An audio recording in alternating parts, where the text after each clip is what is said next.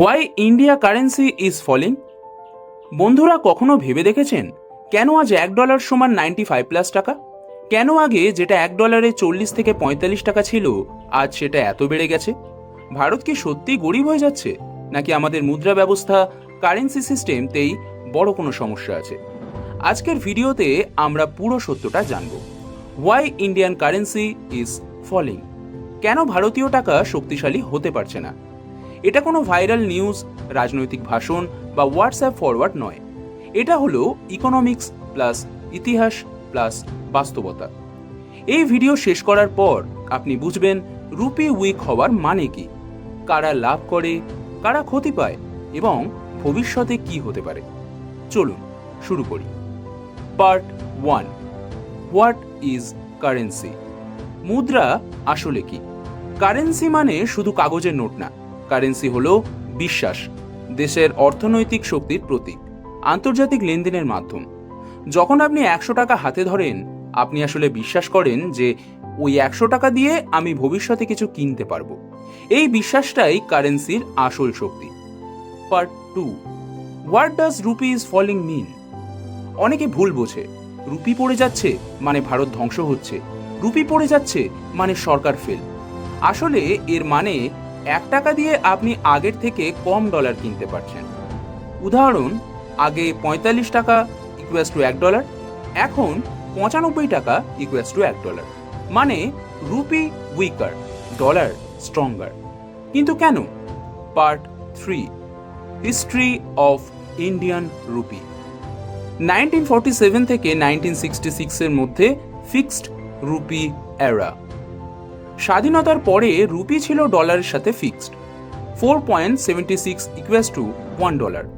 কিন্তু তখন India import বেশি করত, এক্সপোর্ট কম, ফরেন রিজার্ভ কম। ফলাফল crisis. 1966 first major devaluation. Rupee devalue করা হয় কারণ trade deficit, foreign loan pressure, war expenses. 1991 biggest currency crisis. এইটা সবচেয়ে গুরুত্বপূর্ণ অধ্যায়। 1991 সালে ইন্ডিয়ার কাছে ছিল মাত্র 2 সপ্তাহের ইম্পোর্ট টাকা। গোল্ড বিদেশে পাঠিয়ে লোন নিতে হয়েছিল। তখন rupee massive devaluation economy open হয়। এখান থেকে শুরু হয় market driven rupee system. Part 4, who controls Indian currency? Role of Reserve Bank of India. RBI কাজ করে inflation control, currency stability, foreign reserve management. কিন্তু একটা কথা মনে রাখুন, আরবিআই রুপি ফিক্স করে না, মার্কেট করে। Part 5, demand and supply, the core reason. Currency market ঠিক স্টক মার্কেটের মতো। ডলার ডিম্যান্ড বাড়ে যখন ইন্ডিয়া বেশি ইম্পোর্ট করে, ফরেন লোন রিপে করতে হয়। অয়েল দাম বাড়ে, ইউএস অ্যাসেটস অ্যাট্রাকটিভ হয়। ডলার সাপ্লাই বাড়ে যখন এক্সপোর্ট বাড়ে, ফরেন ইনভেস্টমেন্ট আসে, ট্যুরিজম ইনকাম বাড়ে। ইন্ডিয়ার সমস্যা, demand less than supply. Part 6, import dependency, India's biggest weakness. India এখনও 85% ক্রুড অয়েল ইম্পোর্ট করে, গোল্ড ইম্পোর্ট করে, হাই টিচ ইলেকট্রনিক্স ইম্পোর্ট করে, ডিফেন্স ইকুইপমেন্ট ইম্পোর্ট করে। সব কিছু ডলারে পেমেন্ট। রুপি চাপের মধ্যে পড়ে। Part 7, trade deficit explained simply. Trade deficit equals to import less than export. India import oil, gold, chips, export services, IT, pharma. Services strong হলেও physical goods deficit অনেক বড়। Part 8, dollar is too powerful, global reality. Dollar শুধু US এর currency না, এটা world reserve currency. কারণ Bretton Woods system, oil trade in dollar, US military plus economy power. যখন world crisis হয়, ইনভেস্টর্স ডলারে যায়, ইমার্জিনিং মার্কেট কারেন্সি পড়ে। ইন্ডিয়া একা না, জাপান, কোরিয়া, ইন্দোনেশিয়া সবাই affected. Part 9, inflation and interest rate effect. যদি ইন্ডিয়াতে ইনফ্লেশন বেশি হয়, রুপি ভ্যালু কমে। যদি ইউএস ইন্টারেস্ট রেট বাড়ে, মানি ইউএসএ চলে যায়, rupee pressure. Part 10, capital flight, smart মানি moves first. Foreign investors profit করলে মানি বের হয়, রিস্ক দেখলে মানি বের হয়। এটাকে বলে হট মানি ফ্লো, ইন্ডিয়া এতে vulnerable. Part 11, is weak money always bad? না, advantages, export competitives, IT and service income বাড়ে, tourism boost. Disadvantages, import costly, inflation, middle class pressure, weak rupee equals to fixed result. Part 12, China versus India real comparison. China, massive manufacturing, trade surplus, controlled currency.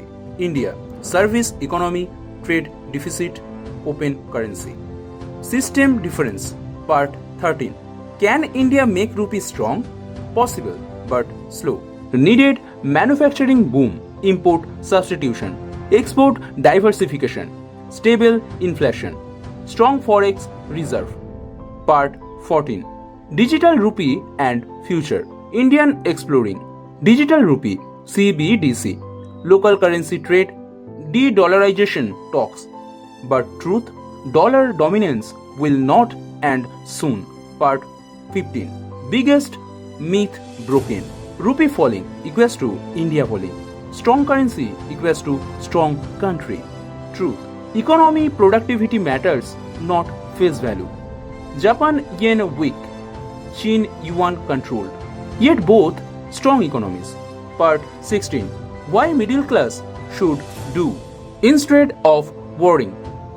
Invest globally, learn finance, huge currency risk, increase skill value. Currency will move, skills and assets protect you. Conclusion.